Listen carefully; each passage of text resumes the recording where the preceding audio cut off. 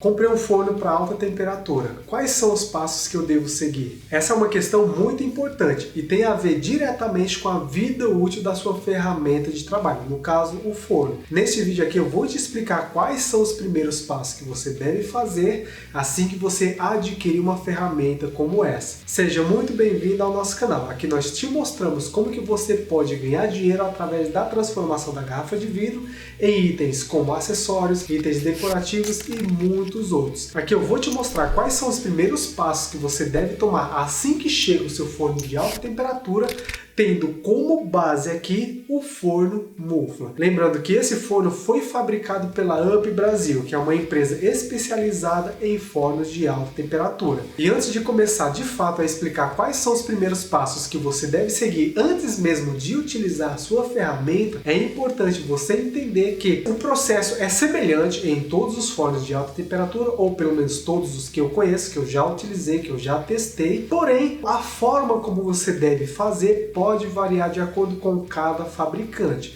Então, por exemplo, tem fabricantes que assim que você compra o seu forno de alta temperatura, no caso, eles vão te mostrar, vão enviar um manual explicando detalhadamente o que você tem que fazer, quais são os primeiros passos, seja do uso do forno, o que você tem que fazer no forno antes do uso de fato em si, ou no controlador. No caso, a programação que você deve utilizar, como que você deve configurar ele. E por que eu falo isso? Porque basicamente existem muitos fabricantes de forno de alta temperatura, sendo que cada um deles utiliza o seu próprio processo de fabricação, dão preferência para seu próprio material de resistências e também o seu próprio controlador. Então isso vai variar muito de acordo com cada fabricante. Então, nesse caso, cabe a você entrar em contato com ele. Caso você esteja adquirindo um forno de fusão, entre em contato com o seu fabricante para que ele possa te passar as configurações iniciais, o que você deve fazer para preparar o seu forno para o primeiro uso. Nesse caso aqui, eu vou mostrar para vocês como que é de fato o processo de desidratação. Eu já falei sobre ele em outro vídeo aqui no canal, inclusive eu vou deixar o link dele aqui no card, porque ele serve de complemento às informações dele,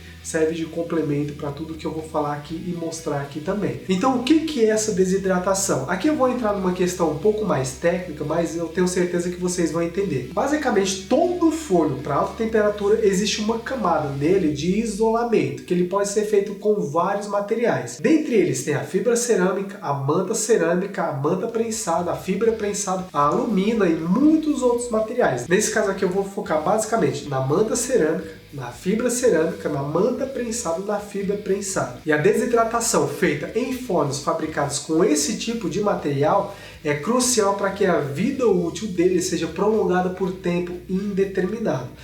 Por quê?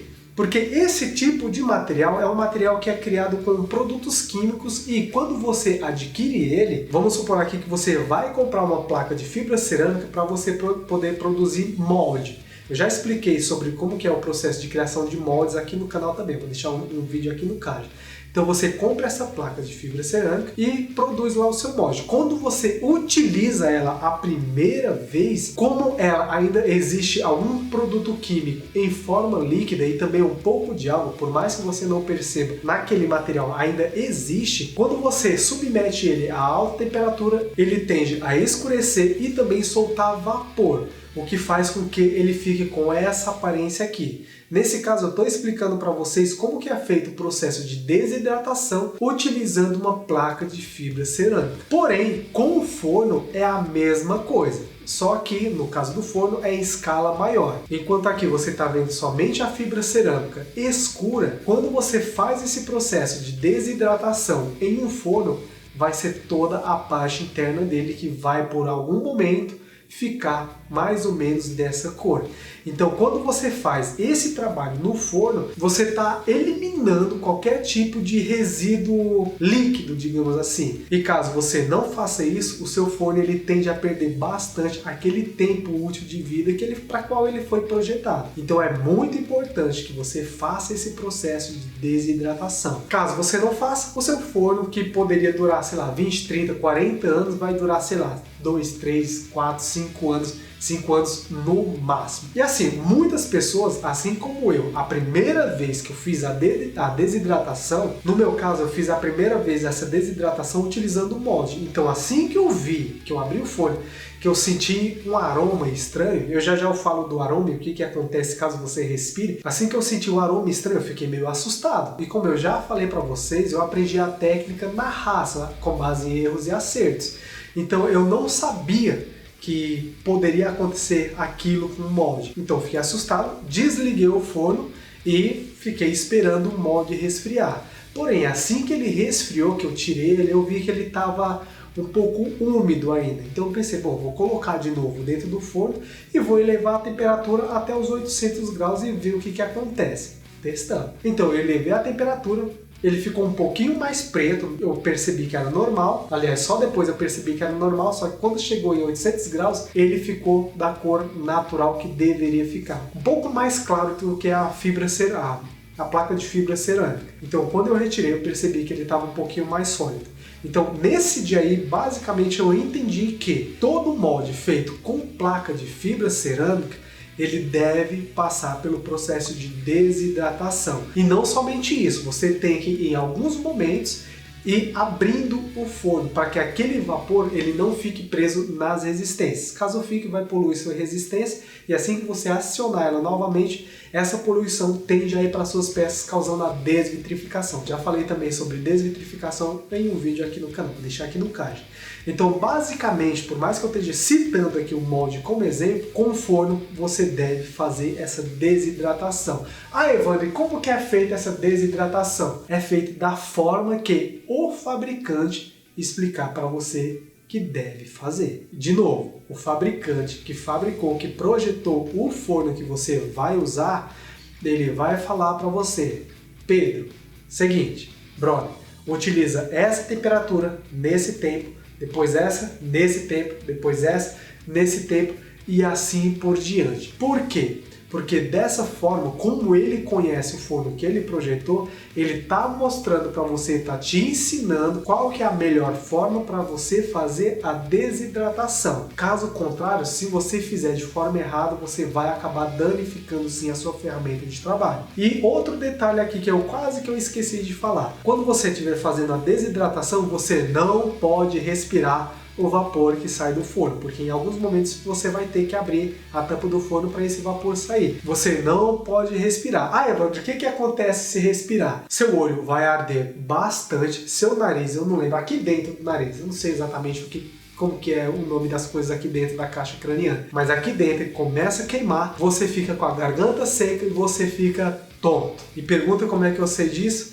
Eu já fiz bastante desidratação, tanto em fornos novos que a gente já adquiriu, quanto em moldes que eu já produzi, já fabriquei. Então eu falo por experiência própria, não é bom você respirar o vapor que sai.